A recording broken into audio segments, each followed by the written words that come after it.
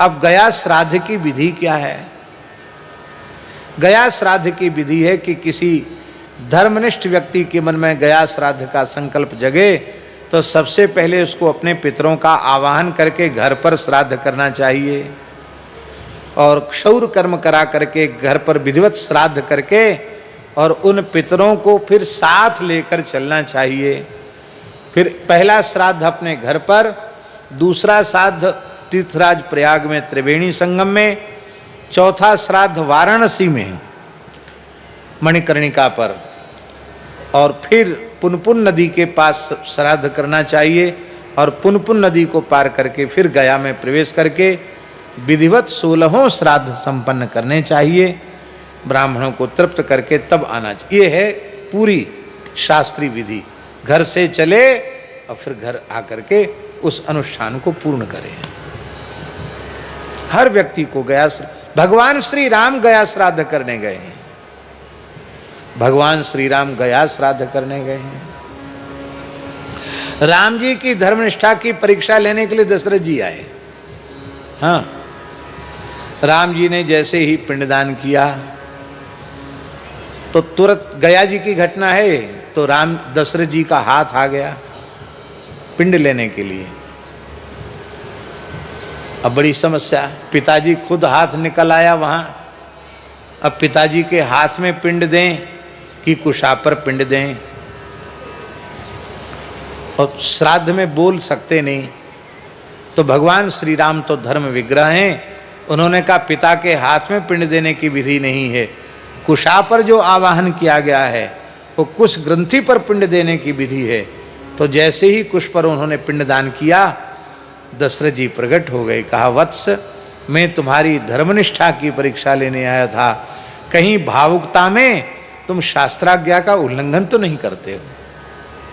हाँ, क्या कहना।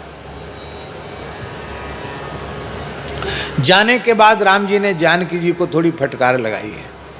ब्राह्मणों का भोजन हो रहा था, तुम कहाँ चली गई? 3 ऋषियों का हमने निमंत्रण किया था और तुमको अपने हाथ से परोस के जिमाना चाहिए। सारी रसोई तुमने अपने हाथ से बनाई और बिना जिमाए तुम छिप गई। मुझे परोसना पड़ा, अच्छी बात है, लेकिन तुम्हें उपस्थित होना चाहिए था, तुम गृहिणी हो। का प्रभु अपराध क्षमा करें, हमें तो ब्राह्मण दिख ही नहीं रहे थे। एक आसन पर मेरे पूज्य ससुर जी बैठे थे, दूसरे आसन पर मेरे ससुर जी के पिताजी बैठे थे और तीसरे आसन पर उनके भी पिताजी बैठे थे। माने आपके पिता, पितामह और प्रपितामह, ये वो ऋषियों के, इसलिए ये प्रमाणित है श्राद्धीय ब्राह्मण के रूप में पितर ही आते हैं। श्री जानकी जी ने तो कहा कि अपने ससुरों, पूज्य ससुरों के सामने मैं कैसे आ सकती थी, इसलिए मर्यादा के कारण मैं छिप गई। तब राम जी प्रसन्न हुए कि हमारा श्राद्ध सफल हो गया। ये अब एक प्रश्न है कि मान लो जिस व्यक्ति के नाम से हमने श्राद्ध किया है वो विशुद्ध ज्ञानी अथवा विशुद्ध भगवत भक्त है और वो मुक्त हो गया, आवागमन के चक्र से छूट गया, जो भी मोक्ष हो, कैवल्य हो गया, सायुज्य हो गया, सालोक्य हो गया, सामीप्य हो गया, साष्टी हो गया, जो भी उसकी भावना उपासना में मोक्ष हो वो मोक्ष उसका हो गया। अब उसको पिंडदान जलदान की आवश्यकता नहीं है। तो ऐसे व्यक्ति के लिए जो पूर्ण ज्ञान अथवा पूर्ण भक्ति प्राप्त करके आवागमन के चक्र से छूट चुका है, क्या ऐसे उस विशिष्ट ज्ञानी के भक्त के अंत्येष्टि विधान और पिंडदान दशगात्र आदि होने चाहिए कि नहीं? उसका श्राद्ध होना चाहिए कि नहीं? क्यों, उसको तो मिलना नहीं है, वो तो मुक्त हो गया। तो इसको पिंडदान जलदान मिलना ही नहीं है तो उसको क्यों किया जाए?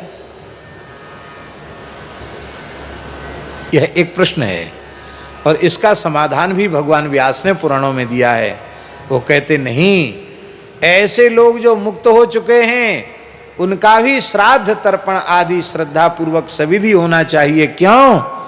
क्योंकि उनके श्राद्ध तर्पण से उन्हें भले ही वह श्राद्ध तर्पण का फल न मिले, लेकिन संपूर्ण पितरों के महापितर हैं भगवान नारायण, सर्वेशाम पितृरूपी जनार्दनः। इसलिए उन मुक्तात्माओं के निमित्त किया गया पिंडदान जलदान सीधे भगवान तक जाता है। और जब भगवान उस जलदान पिंडदान से तृप्त होते हैं तो भगवान विश्वात्मा हैं, और भगवान के तृप्त होने से पूरे ब्रह्मांड की आत्माएं तृप्त हो जाती हैं। इसलिए मुक्तात्माओं के पिंडदान करने की और अधिक महिमा है, भक्तों के पिंडदान जलदान की और अधिक महिमा है। हम ये विवेचन केवल इसलिए कर रहे हैं इस प्रकरण में कि ये जो शास्त्रीय विधान है इसकी उपेक्षा बिल्कुल भी नहीं होनी चाहिए।